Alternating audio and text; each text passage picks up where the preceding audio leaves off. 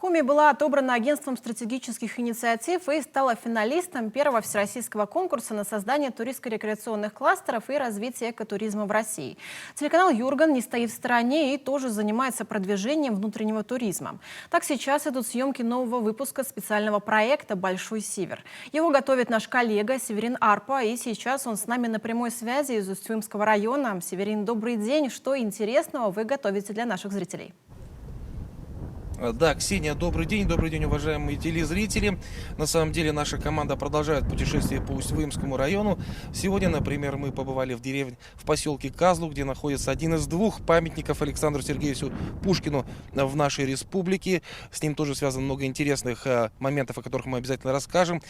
Также очень ждут посетителей в арт-кафе в поселке Жешерт. Это очень интересный такой объект. Там в буквальном смысле можно прикоснуться к истории края. Ну и за моей спиной сейчас Михайло-Архангельский мужской монастырь, самый древний в нашей республике. Вот тут такой свежий весенний ветер.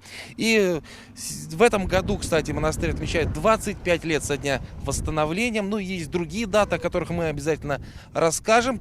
Пока что съемки продолжаются, несмотря ни на что, несмотря на сильный ветер. Хотя, с другой стороны, он весенний, свежий, и это только добавляет нам силы и настроения для работы. Надеемся, что 11 мая, именно на этот день, намечена премьера второй серии «Большой Север».